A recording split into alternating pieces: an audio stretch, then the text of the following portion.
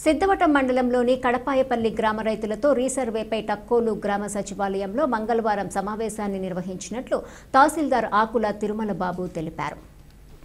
ఈ సందర్భంగా ఆయన మాట్లాడుతూ రైతుల భూములకు సంబంధించిన జాయింట్ ఎల్పీఎంలపై అవగాహన కల్పించామన్నారు.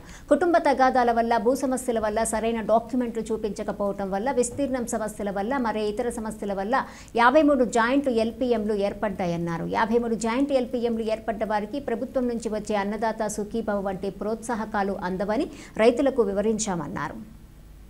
కడపాయపల్లి రీసర్వే సంబంధించి ఈరోజు టక్కోలు గ్రామ సచివాలయంలో కడపాయపల్లి గ్రామ రైతులను పిలిపించి జాయింట్ ఎల్పీఎం సంబంధించి ఏవైతే రైతులు అంటే రీసర్వే జరిగేటప్పుడు కడపాయపల్లి గ్రామ ప్రజల్లో ఏవైతే రైతులు కొంతమంది రీసర్వే జరిగేటప్పుడు కుటుంబ తగాదాల కారణాల రీత్యా, తర్వాత రైతుల ఎక్స్టెంట్ వేరియేషన్తో ఒప్పుకోకపోవడం చేత, తర్వాత సరైన డాక్యుమెంట్స్ అప్పుడు చూపించకపోవడం వల్ల 53 జాయింట్ ఎల్పీఎంలు ఏర్పడడం జరిగింది.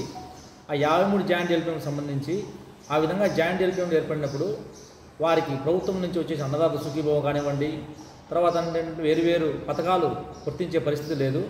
ఈ యొక్క కారణాలన్నింటినీ కూడా ప్రజలకు వివరించడం జరిగింది.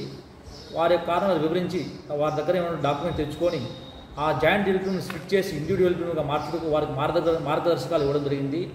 అదేవిధంగా మా యొక్క రెవెన్యూ డిపార్ట్మెంట్ కానీ, తర్వాత రీసర్వే వాళ్ళని కూడా, సర్వే టీంని కూడా, ఇద్దరిని కూడా వారి యొక్క రైతుల యొక్క ఒప్పుకోలు మేరకు ఫీల్డ్కి పంపించి వాళ్ళకు జాయింట్ ఎల్పీఎంను స్ప్లిట్ చేసి సింగిల్ ఎల్పీఎంగా చేసేదానికి మేము ఈరోజు ఈ కార్యక్రమం నిర్వహించడం జరిగింది.